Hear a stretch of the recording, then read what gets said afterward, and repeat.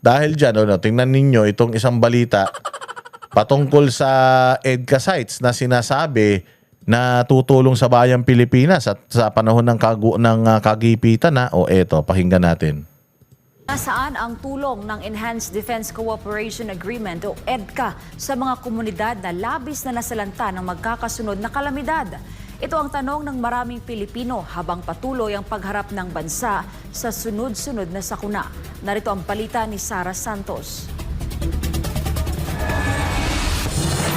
Siyam ang kasalukuyang EDCA sites sa Pilipinas, itinayo para sa depensa, seguridad at pagtugon sa kalamidad. Ngunit sa gitna ng sunod-sunod na mga kalamidad, ano na nga ba ang naitulong ng mga ito sa ating mga komunidad?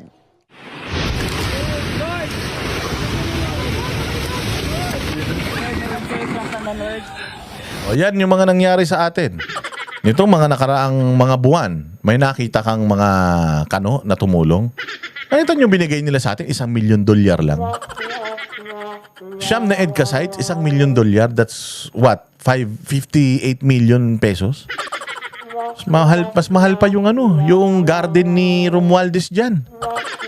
Anak ng tinapay, yan lang itutulong nila sa atin. Samantalang ang pinangako nila sa atin ni langit at lupa.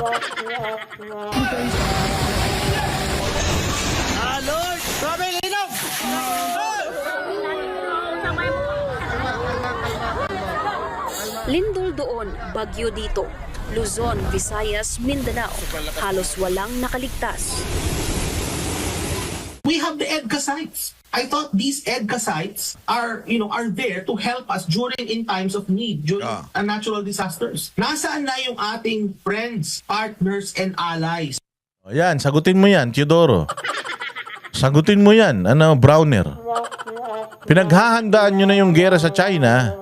Hindi pa natin na papakinabangan yung mga EDCA sites na yan na ipinangako ninyo. The reason why nandito yan dahil para makatulong sa atin sa kalamidad. Tapos ang donasyon, $1 million.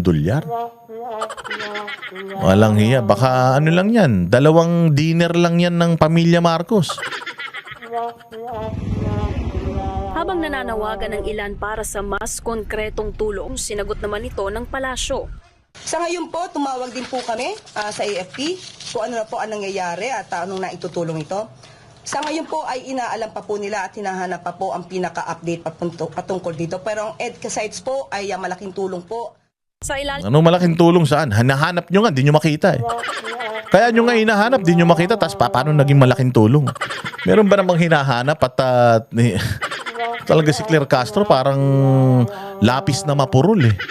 ng kasunduan ng Pilipinas at Estados Unidos, ginagamit umano ang EDCA sites bilang distribution at repacking centers ng relief goods. Subalit habang ipinagmamalaki ng Armed Forces of the Philippines ang disaster relief component ng EDCA, nananatiling tanong ng publiko, nasaan ang konkretong tulong sa mga komunidad na pinakaapektado? Hanggang ngayon, hindi pa rin malinaw kung gaano kalaki ang aktual na naitulong ng EDCA sa gitna ng mga kalamidad. Nararamdaman po dahil mabilis naman po ang pagdating ng tulong. Ano nga, putang ina, anong tinulong? $1 million? Pangin tong babae na to, no? Parang baliw. Ito parang gago na eh, no? Ibang klase na yung utak nito eh. Putang ina niyan. Binabayaran mo ng pera ng taong bayan tas puro kabalbalan yung pinagsasasabi ng hayop na ito. Sa mga kababayan po natin. Mabilis yung tulong. Putang ina, wala nga tulong eh. Inutil. Gayunpaman, inanunsyo ng US State Department na maglalaan ito ng $1 million. Ano? Will provide 1 million in immediate life-saving assistance. Sa milyon. Buong Pilipinas. Eh, nagpapasalamat naman tayo sa tulong yan eh. Kaya lang putang ina, mas malaki yung nakukuha nila sa atin kaysa sa natatanggap natin sa kanila eh. Tayo na sa relasyon, kailangan give and take. Kung ano yung binibigay ng isa, dapat nga pasikatan yan eh. Paramihan kayo ng binibigay sa isa't isa kung talagang may respeto kayo. Pero putang ina, kung ganyan lang, siyam na EDCA sites ang ibinigay natin. Pati yung mga Afghanistan, putang ina, dito natin ipinatapon sa Pilipinas. Hindi na natin nababalitaan yun ha. Baka mamaya niyan, putya, meron na tayo isang probinsyang puros mga Afghan refugee nandirito ha. Dami nating pinagbibigay na pabor sa kanila tapos 1 milyon. Inanto si Claire Castro. tanga. o humigit kumulang 58 milyong piso bilang immediate life-saving assistance para sa mga biktima ng magkakasunod na sakuna sa bansa. Tiniyak din ng Amerika na magpapatuloy ang kanilang koordinasyon sa pamahalaan, lalo na't kasunod lamang ng Bagyong Tino ang panibagong hagupit ng Bagyong Uwan.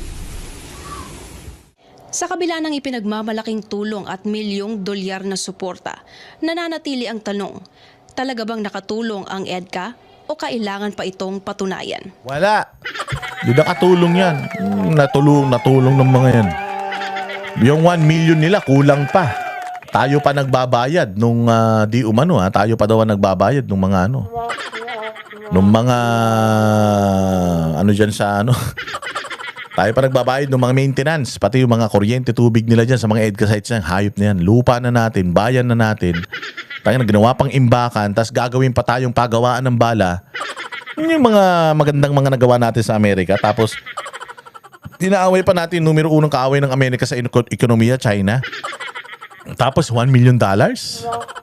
Si Claire Castro, mabilis daw. Ano mabilis? Mabilis yung pagkaubos ng pera ng taong bayan.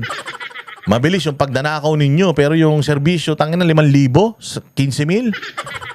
5,000 tsaka 15,000 na nga lang, dinudugas nyo pa. Kami ang boses ng masa, hindi natatakot. Katotohanan lang, di kami nalulunod. Walang bahid ng sismis, lahat ay totoo. Kahit sino ka pa, pag mali ka babanatan ka. Walang pinipili kulay, wala kaming kinikilingan.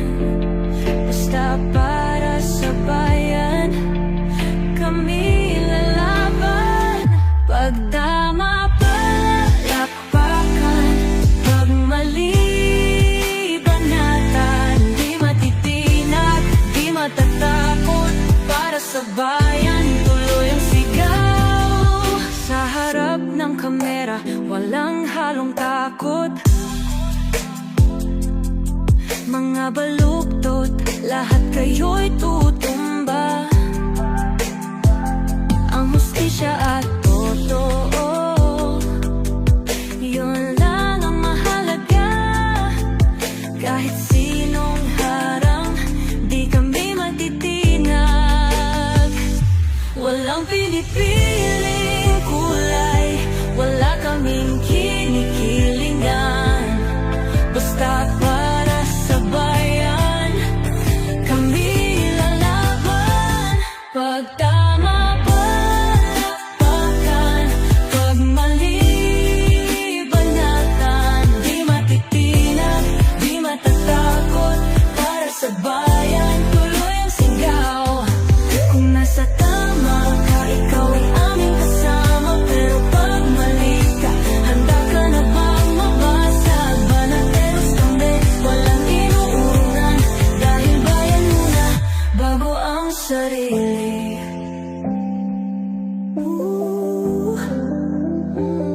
Bago ang sarili.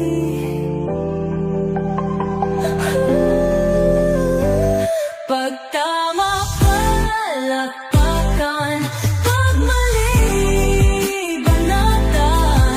Banateros ang sigaw, katotohanan ang